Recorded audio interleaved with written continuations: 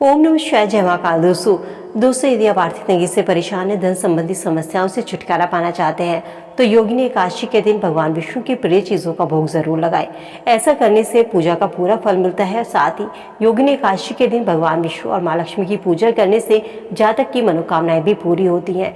इस दिन भगवान विष्णु को भोग न लगाने से व्रत अधूरा माना जाता है।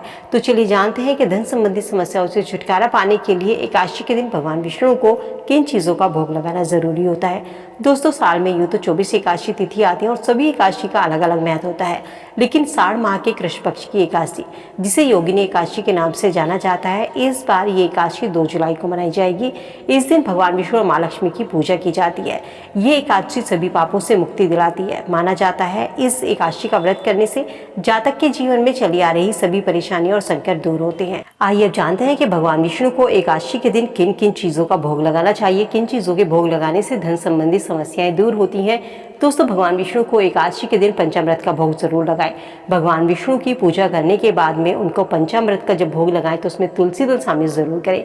ऐसा करने से भगवान विष्णु और माँ लक्ष्मी प्रसन्न होते हैं, घर में धन लाभ के योग बनते हैं और व्यक्ति को कभी भी जीवन में आर्थिक तंगी का सामना नहीं करना पड़ता।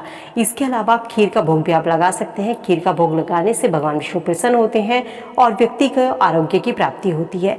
कहा जाता है भगवान विष्णु को केला प्रिय है। प्रभु को केले का भोग लगाने से धन संबंधी समस्याएं दूर होती हैं, व्यक्ति को समस्याओं से छुटकारा मिलता है। साथ ही जीवन में या कुंडली में अगर कोई गुरु दोष है तो उसका असर भी धीरे धीरे खत्म होने लगता है। भगवान विष्णु को आप मोतीचूर के लड्डू भी अर्पित कर सकते हैं। ऐसा करने से आपको व्रत का पूरा फल मिलता है। भगवान विष्णु को पीली चीजें प्रिय है। इस दिन उनका रंग जो होता है पीला होता है, तो उनकी भोग में, उनकी पूजा में पीले रंग का इस्तेमाल जरूर करें। जैसे कि भगवान विष्णु को चंदन का तिलक लगाइए, पीले रंग के फूल अर्पित कीजिए, पीली रंग की मिठाई उनको अर्पित कीजिए। खीर बना रहे हैं तो उसमें थोड़ा सा केसर डाल लीजिए या हल्दी डाल लीजिए। योगिनी एकादशी के दिन भगवान विष्णु को दूध और दही भी अर्पित करें। ऐसा करने से भी शुभ फलों की प्राप्ति होती है। जब आप भगवान विष्णु को भोग लगाते हैं तो उस समय प्रार्थना जरूर करनी चाहिए कि हे भगवान, मेरे पास जो कुछ है आपका दिया हुआ है वो मैं आपको समर्पित कर रहा हूँ, कृपया करके मेरे इस भोग को स्वीकार करें। इस तरीके से जब आप भोग लगाते समय भगवान विष्णु से प्रार्थना करते हैं तो आपका भोग स्वीकार होता है।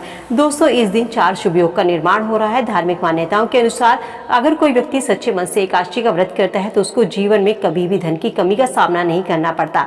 इसलिए कहते हैं कि एकादशी का व्रत हर व्यक्ति को जरूर करना चाहिए। क्यों तो साल में 24 एकादशी के व्रत रखे जाते हैं और सभी व्रत भगवान विष्णु को समर्पित होते हैं। इनकी पूजा करने से शुभ फलों की प्राप्ति होती है। कुछ लोग निर्जला एकादशी का व्रत रखते हैं, जो कि सबसे ज्यादा कठिन होता है। माना जाता है कि इस व्रत को रखता है उसके ऊपर भगवान विष्णु और माँ लक्ष्मी की कृपा बनी रहती है। इसी तरीके से दोस्तों साढ़ माह में आने वाली योगिनी एकादशी का व्रत भी काफी महत्व रखता है। ये एकादशी भी अपने आप में सबसे अच्छी एकादशी मानी जाती है। कहते हैं साढ़ माह की एकादशी को व्रत करने से व्यक्ति को मृत्यु के बाद भगवान विष्णु के चरणों में स्थान प्राप्त होता है। इस व्रत को करने से व्यक्ति को 88,000 ब्राह्मणों को भोजन कराने के बराबर फल प्राप्त होते हैं। पंचांग के अनुसार साढ़ माह के कृष्ण पक्ष की एकादशी तिथि की शुरुआत 1 जुलाई को सुबह 10:26 से शुरू होगी और इसका समापन 2 जुलाई को सुबह 8:42 पर होगा। उदय तिथि के आधार पर 2 जुलाई को योगिनी एकादशी का व्रत रखा जाएगा। इस दिन एकादशी पर 4 शुभ योग बन रहे हैं, जिसमें धृति योग, त्रिपुष्कर योग, शिववास योग और सर्वार्थ सिद्धि योग बन रहे हैं। माना जाता है धृति योग का निर्माण 11:17 तक का रहेगा और इसके बाद शूल योग का निर्माण होगा। धृति योग में भगवान विष्णु की पूजा करना परम फलदायी माना जाता है। त्रिपुष्कर योग का निर्माण 2 जुलाई को सुबह 8:37 से होगा और समापन 3 जुलाई को सुबह 4:40 पर होगा। सर्वार्थ सिद्धि योग जो होगा वो होगा, इसका निर्माण 5:27 से शुरू होगा और 3 जुलाई को सुबह 4:40 पर समापन होगा।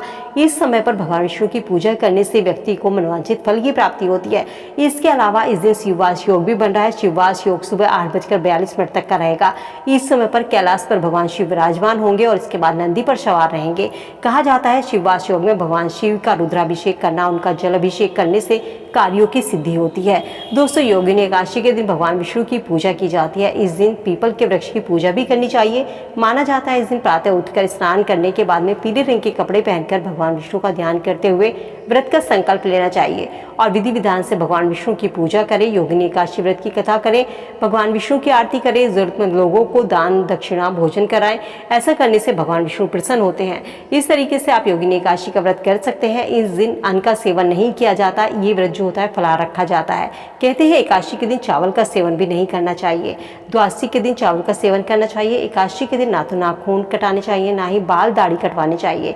योगिनी एकादशी के दिन आपको ब्राह्मणों को भोजन भोजन जरूर कराना चाहिए। या आप द्वादशी के दिन जब आप व्रत का पारण करते हैं तो उसके बाद में अन्न का दान करना बहुत ही शुभ माना जाता है। इन चीज़ों को करके आप अपने घर में धन का आगमन कर सकते हैं, धनवास के योग बना सकते हैं।